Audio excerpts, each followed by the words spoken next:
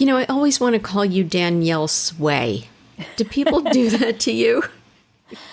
No, everyone at work calls me DW because I sign all my emails that way. Really? I love a woman with initials. Yeah. So, Danielle Wiley, it's so nice to see you. You are the head of Sway, which is an influencer marketing agency. Yeah? And then some. We've expanded in the last year or two. So we have our roots in influencer, and that's what we're really known for. But we have expanded into digital advertising, both programmatic and paid social, and we also have a content studio. I can see that we're going to have a lot to talk about, and I'm going to try not to be intimidated because I know that you have also been a journalist. You have contributed to Forbes and The Atlantic and Wall Street Journal. And it's so funny. I don't think of that. I think of that as just part of my day job. But before I was doing this, I was a food writer and a restaurant critic. And I was like, oh, you're intimidated by my food writing? Now I'm doubly intimidated. Holy moly. All right. Well, I'm E.B. Moss, and this is episode 32 of Insider Interviews. This is a podcast about folks in the media marketing and advertising industry. And as you can tell from the little preamble with my guest today, Danielle Wiley, I think we might hit all of those topics with one guest. So welcome, Danielle. Thank you. Great to be here. Thank you. When's the last time you were on a podcast? I think this is old hat to you. I had a run of them where I think it was at the beginning of COVID and I had to make a sign for the door, like recording podcasts, but it's been a few months. Oh, well, I'm happy to break you in again. Yeah. Yay.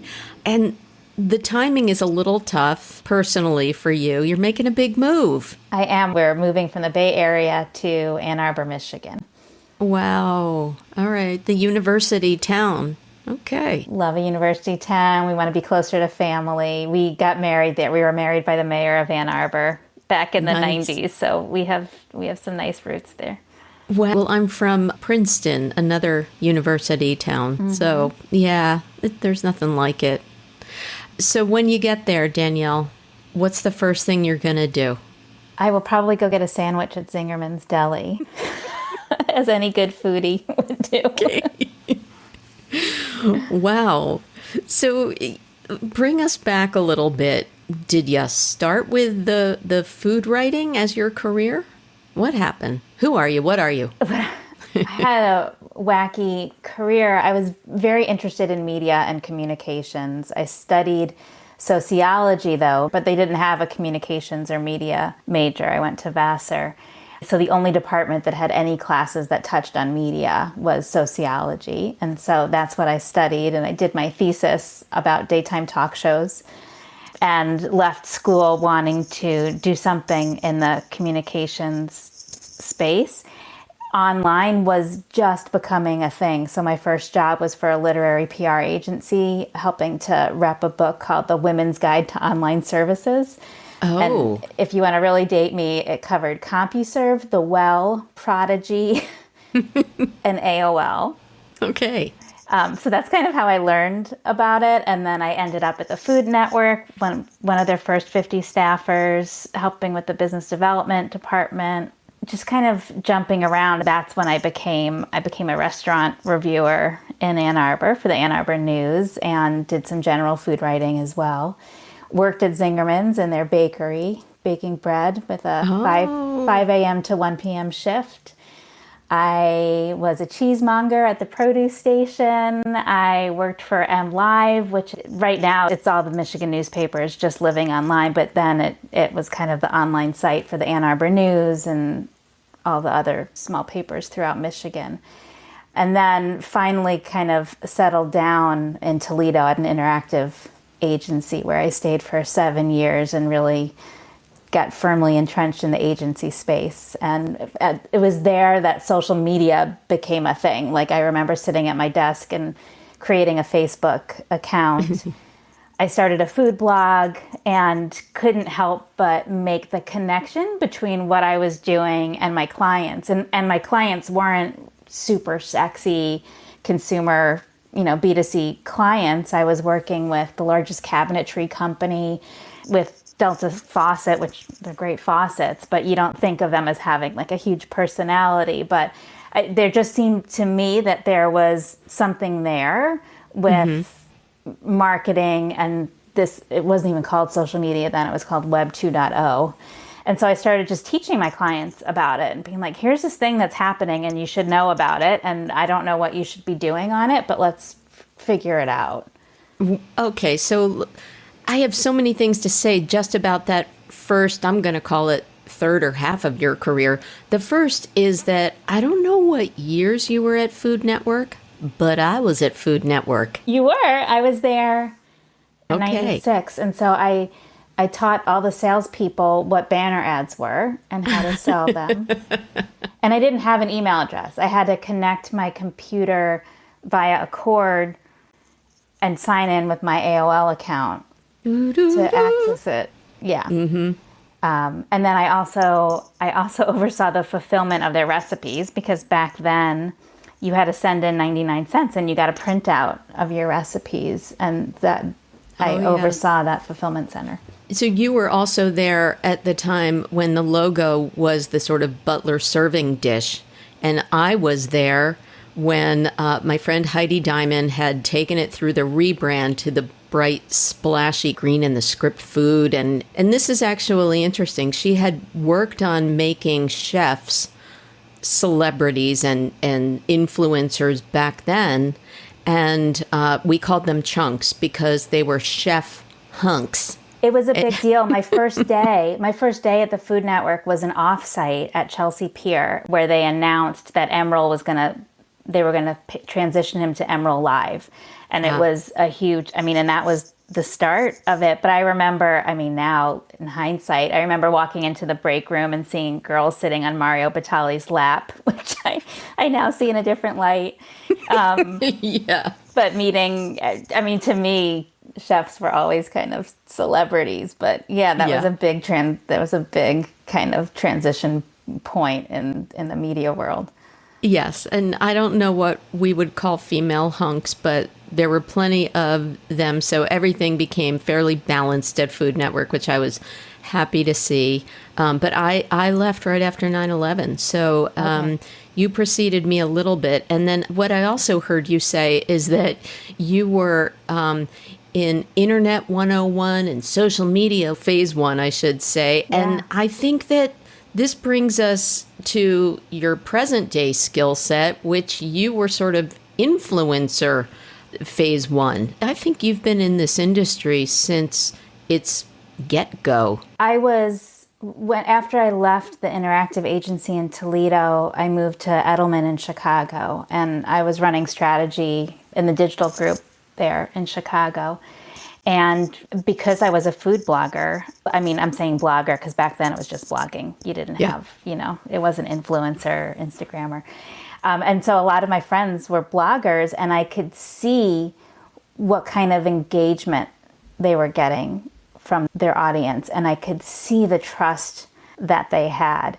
And in PR, you use spokespeople all the time. So, we would do a Huggies program and hire Tori Spelling to go to Times Square and participate in baby races. And I was seeing how much money they were paying for these celebrity spokespeople to do this work. And it was kind of mind-boggling to me, because no one thinks that Tori Spelling is their friend. And so you're missing that level of trust and engagement that I was seeing that the bloggers had. And I became determined to try to get as much work as possible over to these bloggers. So we brought 3 mom bloggers as honorary members of the Butterball Turkey Talk line. One Thanksgiving. Oh, yeah. We brought a bunch of mom bloggers to the Kraft headquarters to participate in kind of like a Chopped in the kitchens there and talk to R&D and share their thoughts. I remember trying to pitch Ree Drummond, Pioneer Woman, to the National Cattlemen's Beef Association, and it was too soon. They just didn't get it. But yeah, so we kind of created it, and a lot of the influencer I'm making air quotes, a lot of the influencer work back then was unpaid, because whereas I kind of saw them as spokespeople, and now we understand that that makes a little bit more sense. In its infancy, influencers were treated more like journalists. And so the agencies and brands were just sending them product and letting them know about their services and expecting that they would get reviews out of it. And that worked for a short period of time, because if you've never received free stuff before and you're writing this food blog and all of a sudden all of these companies are sending you free product, it's exciting and you're going to write about it. But then eventually you realize no one's paying you and you're getting bombarded and expected to do all this work, and to what end? And on the brand and agency side, they realized, you know what, if we're just sending them a box of mac and cheese, we can't tell them what to say. We have no control over messaging. We have no control when this is going live. And so right in front of us, it transitioned from a journalist type of relationship to that of a spokesperson, and we started paying them. So that also is the start of authenticity, meaning trust the, what we now call influencer, to create the content and not try to control it and allow them to be their authentic selves. And it also sort of shows us the shift from, I guess, celebrity endorsement. Tell us about the difference between hiring a Tori Spelling to endorse versus an influencer campaign.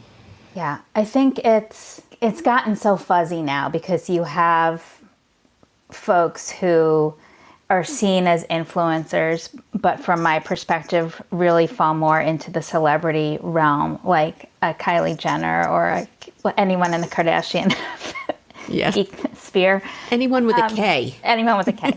And some of these kids, I sound like I'm 85. Some of these kids on TikTok are becoming, if they're going to name a drink after you at Dunkin' Donuts, I think you've crossed over into celebrity out of influencer. The difference is when you have that huge a following, the engagement goes down. You're going to get eyeballs, but there's a level of trust that's missing, which is what I said before, right? You don't necessarily believe that Kim Kardashian is using that toothbrush that she's talking about, or that Tori Spelling goes out and buys her own diapers. It feels more like an ad, and consumers are smart enough to see it as one. With influencers, especially in the nano and micro space, it's different. There's a level of trust. You really feel like you know these people, and you kind of do. And because they're posting so frequently, you have this ambient awareness of their life. And I think you get enough of a sense of a person to know what's believable and what's not. And even on the business side, the negotiations are so much different. We do handle some celebrity work, and we'll negotiate that with managers and put those programs together, but it's structured so differently. Well, let's go back, because you said you will do both, although Sway started, I guess, as primarily influencer before you expanded into all of these different areas. Talk about how you not only created this business, but what are the origins and where is it now? A little bit more deeper dive on Sway. Yeah. So when I left Edelman to start Sway, it was with a very different business model. So we borrowed the business model of a manager or Hollywood agent, and we had 25 bloggers who we signed to our roster, and we got a percentage of any deal that we negotiated for them. And it was great because it was new and exciting, and we got awesome press. And actually, June marks our 10-year anniversary. Congratulations. And, thank you. We launched with a bang. We had a big article in Ad Age with my picture, and it was a very exciting, sexy way to start.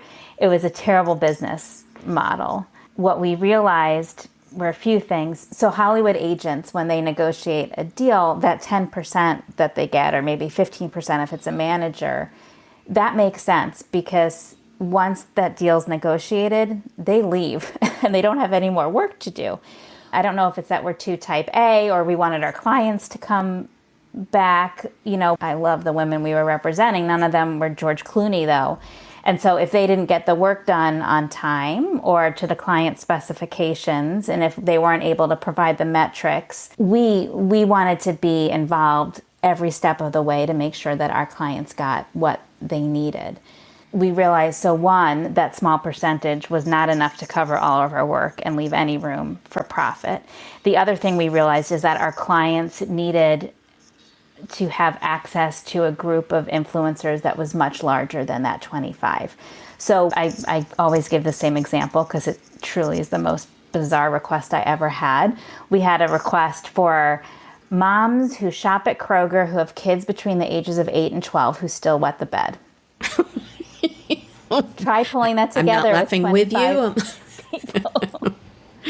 Oh my. So that was one thing. And then we needed volume. If we had a client with a big product launch, they might need 200 blog posts to go up in the course of a week. And we couldn't do that. So we ended up partnering with and then acquiring a network of influencers that was created not for monetization, but just to serve as a community for women who wanted to make their living in social media. So they were just supporting each other, learning, sharing best practices. It truly was a community. And so we met almost an incubator of these micro-influencers. And they had a conference series where they would get together. So we met the founders of that and loved them, and they're now my two partners. Oh. Yeah, so we ended up acquiring that company, and boom, we had 25,000. I think that the proof is there because you were selected by Chief Marketer as one of just 3 influencer agencies for their 2020 Chief Marketer 200. So you're firmly on the map. Now, how have you added these additional legs that you mentioned at the top of our interview? It's all grown super organically. So we added Content Studio first just because we would have clients who needed creative support beyond the influencer program. So for example, we did a program with Domino's, and they are very strict about how the pizza looks and how the box looks. For obvious reasons, they wouldn't want any stains at all. They don't want bubbles and whatever it is.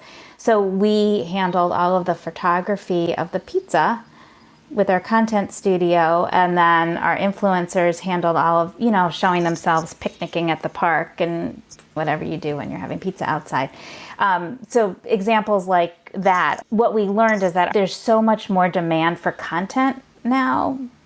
Brands have so much more demand. So they have an Instagram account and a Facebook account and a blog. I mean, there's just this constant demand for content. And so we realized that we knew what content resonated because of all of our experience in influencer, and we could take that same knowledge and create the content with our own creative team, and then the brand would have full ownership of it. And so that's how Content Studio. That's brilliant.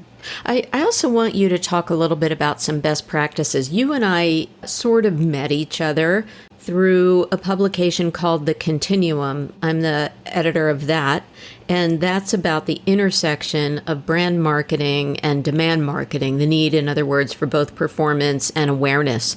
And you wrote in the first issue a really terrific point of view about thinking beyond, let's call it impressions or the awareness, and how to assess the success of an influencer campaign by looking at different ways of analyzing engagement. So why don't you give us the explanation of that? I mean, we start any campaign with our clients by creating a strategic brief. And one of the most important pieces of that strategic brief is a real deep dive into what their KPIs are. And so once we figure out what those are, we figure out, okay, what metrics are going to demonstrate that we've succeeded here. So for example, if it's, and certainly for some clients, they want to see impressions, and that's fine. We can get those easily. But let's say we're doing a program around holiday time and there's a food client and they're sharing a recipe that uses their product as an ingredient. If we're doing an Instagram campaign, we might be really interested in showing how many saves that Instagram content got, because that indicates that the people who saw that content not only read it, saw it, got the impression, liked it, but they saved it so that they could go back to it and make that recipe. It's something we never had access to. It's amazing how many metrics we have access to now. But we just would like clients to think a little bit deeper and look closer at campaigns to analyze.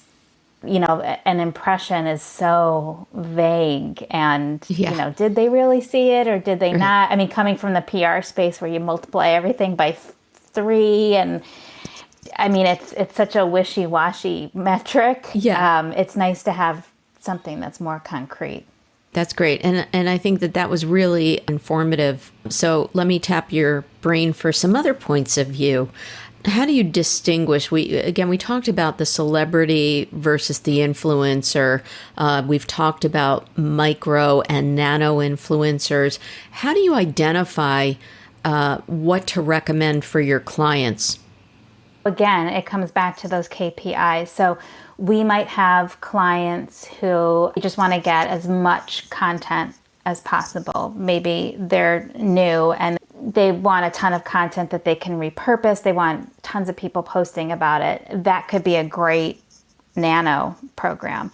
If we have clients who really need clicks, there's ways to get clicks with nanos, but on Instagram, you don't have swipe up. So we probably would start with micro and go up from there. We should explain that. So So nano is under 10,000. I'm speaking on Instagram because that's definitely the majority of our programs, although we're on Twitch, TikTok, Facebook, everywhere. But Instagram is the easiest way to explain these tiers.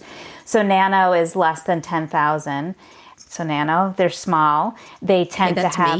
Me. Yeah, me too. Does less than 1,000 count as anything? That's what I have. Micro nano? 900 something. They don't have that swipe up. Once you hit 10,000 on Instagram, that's the magic number. And in your stories, you can let people swipe up to click to go visit a website.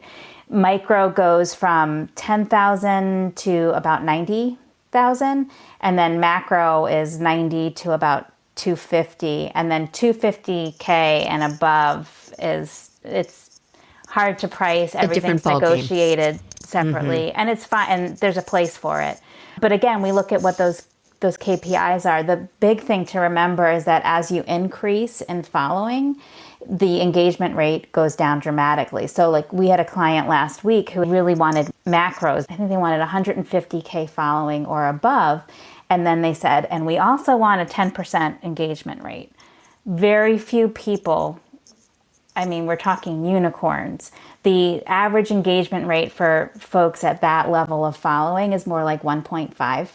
Wow. That said, if engagement's really important, we've done programs with nanos. We had one who once got a 34% engagement rate on her sponsored post. Wow. And obviously you can get a lot more nanos for the price of a macro. So it sometimes feels like a game of Tetris to me, right? Like how many impressions do we need? How many engagements do we need? Do they need clicks? Yes, no. What kind of paid support can we put behind this? How are we going to target that paid? Is it going to be for engagement and we have these crazy spreadsheets to help us do the math to figure out how to put the program. Oh, super interesting. I learned a lot just now. I'm going to cite this again of the continuum. The third issue was about purpose. And I know that there is a definite time and a place for using influencers to align with a brand's purpose. Let's have a conversation about that, because I know that there was a lot of social justice movement in the last year that was also tied to influencers. Do you get involved in things like that as well? We do, and it's changed a lot for the better, in my opinion, over the last year. When we first started Sway Group, brands did not want influencers to have any point of view about anything at all. So if there was any mention of religion or politics or kind of like the old-fashioned rules about what you don't talk about at the dinner table, they didn't want it in their sponsored content. Over the past year, and some of it was all the social justice movements, which is awesome. I think some of it, though, too, is the increasing importance of Gen Z. they expect all of their brands to have a purpose. They expect to feel aligned with that purpose. They want to know what their brands believe in before they pick a brand. And that kind of combined with all of the movements that were happening, brands now want to know what their influencers believe in, and they want to make sure that they're aligned. It's been a good development. It's a twist. It's something different. It's not something we ever were looking for before. It's kind of nice. I mean, influencers have more engagement when they're vulnerable and are authentic and are sharing themselves. And if you can't talk about any of these really deeply personal things, how can you truly be vulnerable and be your true self? It's hard. Yeah. And I think that your point about Gen Z being all in on so many social justice issues is perfectly in tandem with their higher consumption of influencer messages. So that threads the needle really well. How would a brand tactically approach, let's say, using influencer marketing to kind of spotlight their values beyond just, that mac and cheese example? What's an example of, well, if Kraft had a value that they wanted to communicate versus their packaged goods?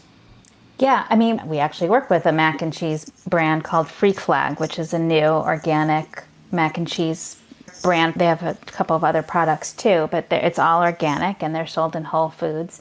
And their brand purpose is very important to them. They are all about not using any extra ingredients beyond what they need to use. Part of their brand purpose, I mean, it sounds silly, but it's having fun and being colorful and being your true self. And that was all part of our brief. And so if you look at the influencers who participated in that program, they all look and feel like the Freak Flag brand. They all eat organic. They shop at Whole Foods. That's what they do. And they're bright and they're colorful and they live their life out loud and they fully feel like that brand. I keep kind of going back to our strategic brief, but that's a big part of it, is for us to understand what that brand's trying to put out there and then making sure we're really matchmakers. So figuring out which influencers are the right fit. Have they talked about this before? Does it make sense with what they do? Is this something that they're going to feel passionate about? That's our job, is to find those people and make that fit and put the program together. It's a great example, and I swear I didn't know that you were going to use the Freak Flag example when I teed you up with mac and cheese. That was not an influencer moment.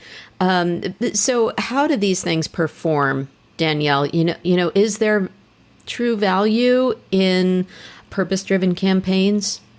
Yeah, they do great. They perform just as well, if not better, than some of the more standard, I guess you could say, influencer campaigns. But it's kind of becoming part of what we do for almost all brands now. Who's doing a good job? Name names. I love that. Another client of ours, Stonyfield, has always done a great job. The big yogurt company? The big yogurt company. Ooh. Yeah, they do a great job with that. How do they do that? For example, they have a charitable initiative called Stony Fields, because there's a lot of pesticides used, especially on like soccer fields and stuff, and that's not great for kids who are rolling around in the grass and playing soccer. So they have an initiative to try to make over fields so that they're not toxic, and that obviously is very aligned with who they are as a brand.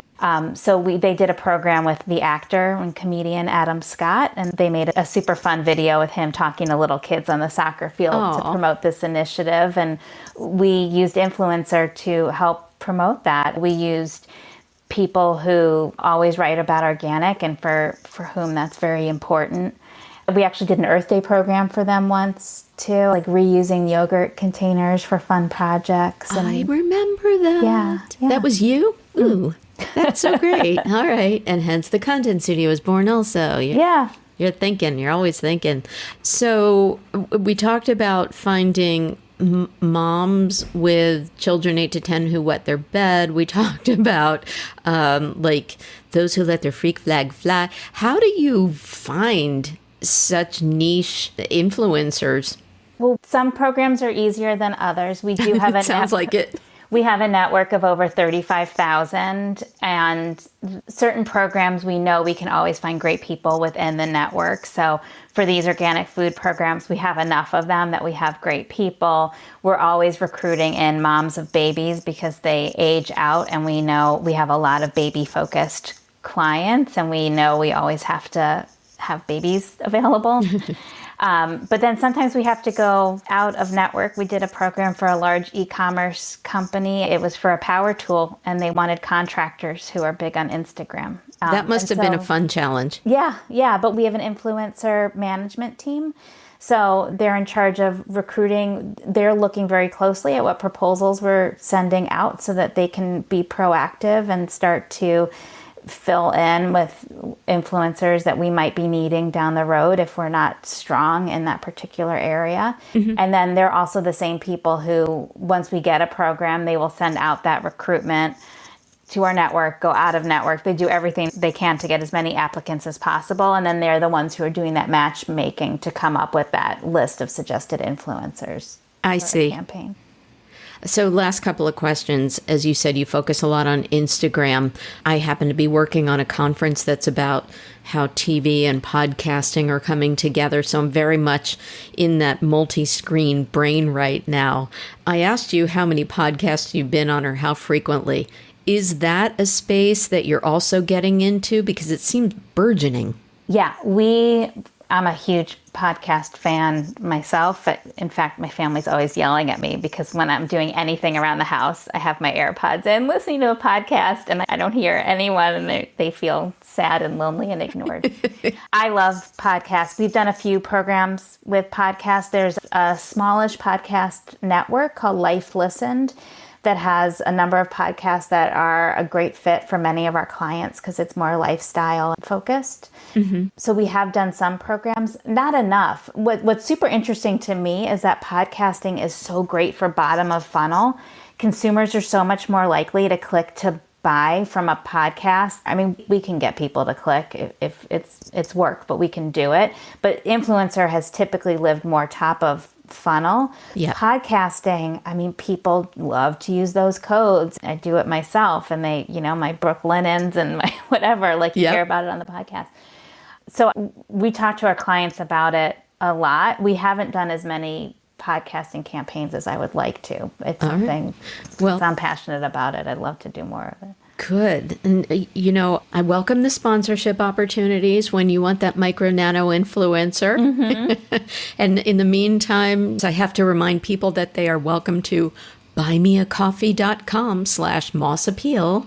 That and the $5 will go towards my rent.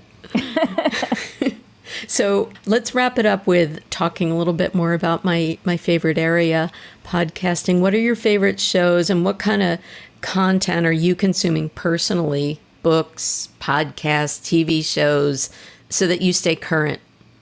The podcast I listen to most frequently, for sure, is Armchair Expert. They drive me crazy half the time. Yeah. But they have such great guests on, and I just love listening to the conversations. I listen to How I Built This all the time. Old school podcasts. I love Fresh Air. And then I am the worst nonfiction reader. I do not enjoy reading nonfiction, which is, I feel terrible as a CEO to say that. I love murder mysteries and beach. I just finished That Summer, the new Jennifer Weiner book, which is a great beach read. She's prolific. Well, that's good because we're getting into summer. So that's a really good recommendation. And maybe I can get it as an audio book. Yeah. The Best of Both Worlds. All right. Yeah. Danielle Wiley, or as I like to call you, Danielle Sway. Danielle Sway or PW. I'll answer to anything. What an informative and influential conversation. This was awesome. Thank you so much for stopping by before you depart for Michigan. Yeah. Well, thank you for having me, and I feel like I'm so scattered this week, and you can't see it, but there's boxes all around me. So wow, hopefully I was coherent. I'd hate to talk to you on a good day. You would leave me in the dust. Thanks, Danielle. Thank you. Well, I hope you got some good insider scoop from this episode of Insider Interviews with me, E.B. Moss.